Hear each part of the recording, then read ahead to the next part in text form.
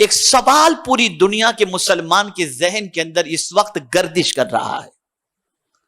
اب جو بات عرض کرنے جا رہا ہوں عقیدے کی پختگی اور ایمان پر ثابت قدمی کے لیے اس بات کو ذہن کے اندر رکھنا بے پناہ ضروری ہے.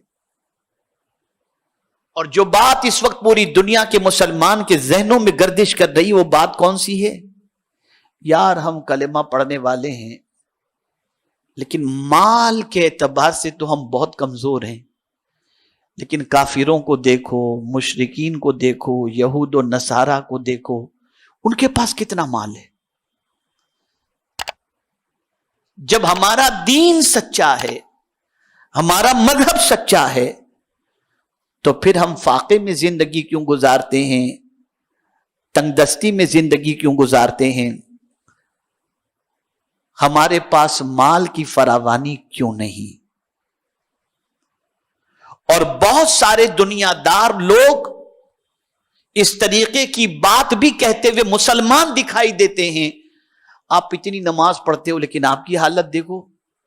اور معاذ اللہ کہتے ہیں یار اپنے تو بس چلتی ہے اپنی زندگی لیکن دیکھو سب کچھ ہے ہمارے پاس. آپ حلال و حرام کا خیال کرتے ہو لیکن آپ کے پاس یہ پرابلم ہے. ہم تو سب کچھ جو ملا لیکن ہماری حالت دیکھو. بیماریاں آپ کے گھر پر، تنگ دستی آپ کے یہاں پر، پریشانیاں آپ کے یہاں، ہمارے یہاں کچھ بھی نہیں. تو لاشعوری طور پر آدمی کا قدم پھسل جاتا ہے اور غیروں کو مالدار دیکھ کر آدمی سوچتا ہے کہ وہ کتنے اچھے ہیں، کتنے سکون میں ہیں، اور ہماری حالت یہ. اس کا جواب قرآن نے دیا ہے. اس کو سمجھو.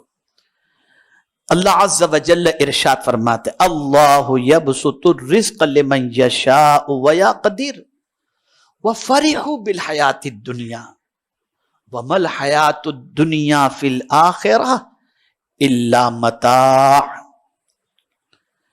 میرے پیارے آقا صلی اللہ تعالی علیہ وسلم کے پیارے دیوانوں، اللہ عز و جل ارشاد فرماتا ہے اللہ جس کے لیے چاہے رزق کشادہ اور تنگ کرتا ہے، اور کافر دنیا کی زندگی پر اترا گئے. یعنی جس کو دنیا بہت زیادہ دی گئی وہ دنیا کی زندگی پر اترا گئے. ہمارے پاس تو سب کچھ ہے، ہمارے پاس کوئی کمی نہیں. تو جن کو دنیا کی متاع دے دی گئی، دنیا کی چیزیں دے دی گئی، وہ اس میں اترا گئے. میرے پاس تو یہ ہے، میرے پاس تو یہ ہے، میرے پاس تو یہ. اب قرآن ان دنیا کی چیزوں کے بارے میں فرماتا ہے وَمَا الْحَيَاةُ الدُّنْيَا فِي الْآخِرَةِ إِلَّا مَتَاعٌ. اللہ ارشاد فرماتا ہے دنیا کی زندگی آخرت کے مقابل نہیں مگر کچھ دن برت لینا. یعنی یہ دنیا کی زندگی میں جو چیز تمہیں ملی ہے، یعنی کافروں کو دنیا میں بہت ساری چیزیں مل گئی لیکن آخرت میں زیرو. آخرت میں انہیں کچھ نہیں ملے گا. مومن اگر دنیا میں تنگ دست ہے تو آخرت میں اسے جنت اللہ عطا فرما دے گا. تو آخرت میں سب سے اہم چیز جہاں پرماننٹ رہنا ہے وہ پرماننٹ والی جگہ جہاں پر اللہ عز و جل کیا عطا فرمائے گا؟ جنت عطا فرمائے گا. اب ایک بات عرض کروں گا آیت کی روشنی میں تو آپ کا ایمان تازہ ہو جائے گا. آپ دنیا میں جو چیز چاہتے ہیں وہ آپ کو شاید نہ ملے، ہے نا. آپ چاہتے ہیں بنگلو ہو، گاڑی ہو، نہیں ملتی. لیکن اگر دنیا میں آپ نے ایمان پر ثابت قدمی کے ساتھ اپنی زندگی گزاری اور جتنا اللہ نے چاہا آپ کو رزق عطا کیا اس پر آپ خوش رہے، اس لیے کہ آپ کو پالنے والا، ہم کو پالنے والا اللہ ہے اور وہ جانتا ہے کہ کتنا کس کو دینا چاہیے، اور اس سے زیادہ مہربان کوئی دوسرا ہے ہی نہیں. وہ رحمان و رحیم ہے، وہ اپنے بندوں کا بھلا چاہتا ہے، اپنے بندوں سے پیار کرتا ہے، اور وہ سب کا پالنے والا ہے. اللہ نے جتنا دیا اس پر آپ راضی رہے، ہم راضی رہے، ایمان پر ثابت قدم رہے، تو پھر مولا فرماتا ہے میرے بندے یہ دنیا تو ختم ہو جائے گی. اگر کوئی بلینر بھی ہے نا تو مر جائے گا تو سب یہیں رہ جائے گا، کچھ لے کر وہ جانے والا نہیں ہے. لیکن جہاں ہمیشہ رہنا ہے وہاں کیا ہوگا؟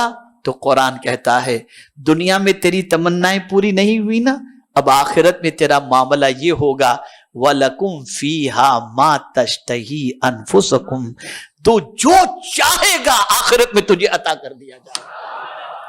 تو جہاں مسلمان پرماننٹ رہنے والا ہے وہاں جو چاہو گے اللہ عطا فرمائے گا۔ تو یہ دنیا کے انسانوں کے پاس، کافروں کے پاس مال و دولت کی فراوانی دیکھ کر گھبرانے کی ضرورت نہیں، اس لیے کہ ان کے لیے دنیا ہے، ہمارے لیے آخرت ہے۔ تو سوال یہ پیدا ہوتا ہے جو مسلمان دنیا میں مال والے ہیں تو کیا وہ غلط ہے؟ نہیں، اس سے مراد یہ نہیں ہے۔ بات یہاں پر کفار کی چل رہی ہے، وہ اپنی دنیا پر اترا گئے، لیکن مومن مالدار دنیا پر اتراتا نہیں ہے۔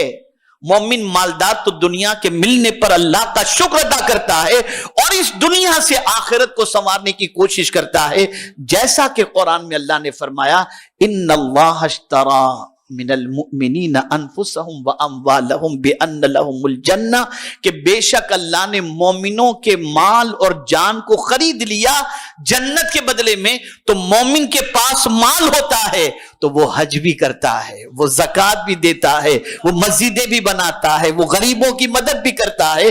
تو مالدار ہونا کوئی عیب کی بات نہیں، لیکن وہ مال کو عیاشی پر خرچ نہیں کرتا، گناہوں پر خرچ نہیں کرتا، اس پر اتراتا نہیں ہے، بلکہ اس مال کے ذریعے جنت حاصل کرنے کی کوشش کرتا ہے۔